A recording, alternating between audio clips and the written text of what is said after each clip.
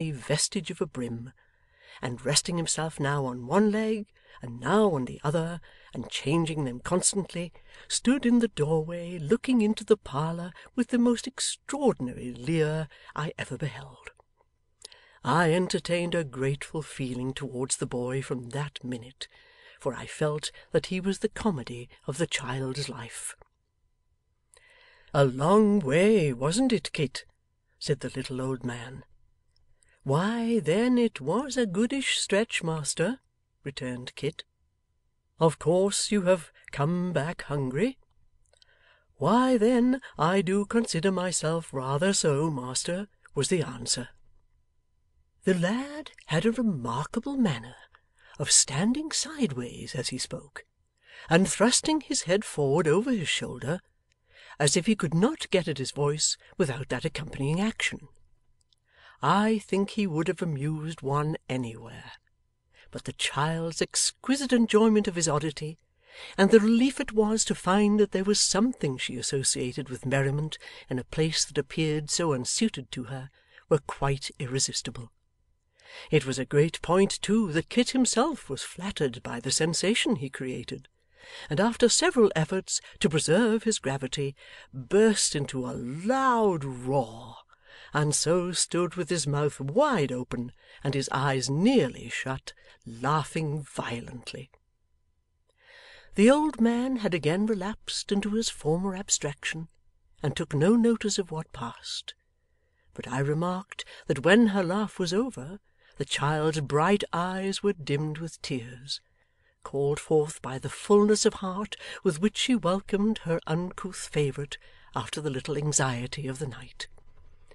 As for Kit himself, whose laugh had been all the time one of that sort which very little would change into a cry, he carried a large slice of bread and meat and a mug of beer into a corner, and applied himself to disposing of them with great voracity.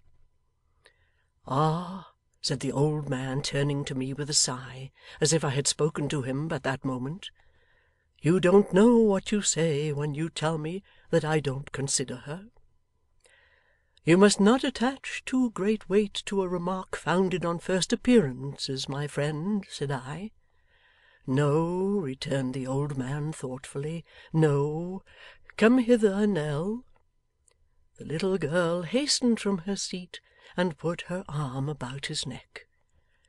'Do I love thee, Nell?' said he. 'Say, do I love thee, Nell, or no?' The child only answered by her caresses, and laid her head upon his breast. 'Why dost thou sob?' said the grandfather, pressing her closer to him, and glancing towards me. 'Is it because thou know'st I love thee, and dost not like that I should seem to doubt it by my question? Well, well, then let us say I love thee dearly.' 'Indeed, indeed you do,' replied the child with great earnestness. 'Kit knows you do.' Kit, who in dispatching his bread and meat had been swallowing 2/3 of his knife at every mouthful with the coolness of a juggler, stopped short in his operations on being thus appealed to, and bawled, 'Nobody isn't such a fool as to say he doesn't,' after which he incapacitated himself for further conversation by taking a most prodigious sandwich at one bite. 'She is poor now,' said the old man, patting the child's cheek, 'but I say again that the time is coming when she shall be rich. It has been a long time coming, but it must come at last. A very long time, but it surely must come. It has come to other men who do nothing but waste and riot. When will it come to me?' 'I am very happy as I am, grandfather,' said the child. 'Tush, tush,' returned the old man. 'Thou dost not know. How shouldst thou?' Then he muttered again between his teeth, 'The time must come. I am very sure it must. It will be all the better for coming late. And then he sighed and fell into his former musing state, and still holding the child between his knees, appeared to be insensible to everything around him. By this time it wanted but a few minutes of midnight, and I rose to go, which recalled him to himself. 'One moment, sir,' he said. 'Now, Kit, near midnight, boy, and you still here. Get home, and be true to your time in the morning, for there's work to do. Good night. There, bid him good night, Nell, and let him be gone.' 'Good night, Kit,' said the child, her eyes lighting up with merriment and kindness. 'Good night, Miss Nell,' returned the boy. 'And thank this gentleman,' interposed the old man, 'but for whose care I might have lost my little girl to-night.' 'No, no, master,' said Kit, 'that won't do, that won't.' 'What do you mean?' cried the old man. 'I'd have found her, master,' said Kit. 'I'd have found her. I'll bet that I'd find her if she was above ground, I would, as quick as anybody, master. Ha, ha, ha!' Once more opening his mouth and shutting his eyes, and laughing like a stentor, Kit gradually backed to the door and roared himself out. Free of the room, the boy was not slow in taking his departure. When he had gone, and the child was occupied in clearing the table, the old man said, 'I haven't seemed to thank you, sir, for what you have done to-night. But I do thank you humbly and heartily, and so does she, and her thanks are better worth than mine. I should be sorry that you went away and thought I was unmindful of your goodness, or careless of her. I am not, indeed. I was sure of that, I said, from what I had seen. But,' I added, 'may I ask you a question?' 'Ay, sir,' replied the old man. 'What is it?' 'This delicate child,' said I, 'with so much beauty and intelligence, has she nobody to care for her but you?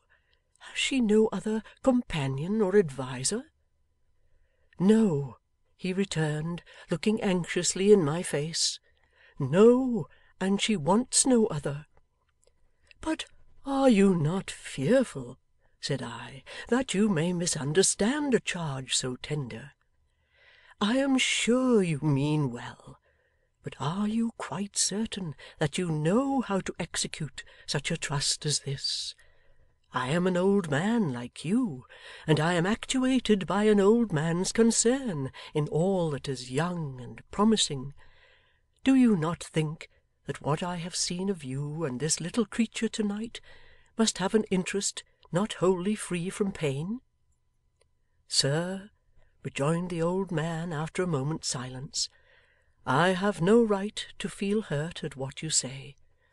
It is true that in many respects I am the child and she the grown person. That you have seen already. But waking or sleeping, by night or day, in sickness or health, she is the one object of my care, and if you knew of how much care, you would look on me with different eyes. You would indeed. Ah, it's a weary life for an old man, a weary, weary life.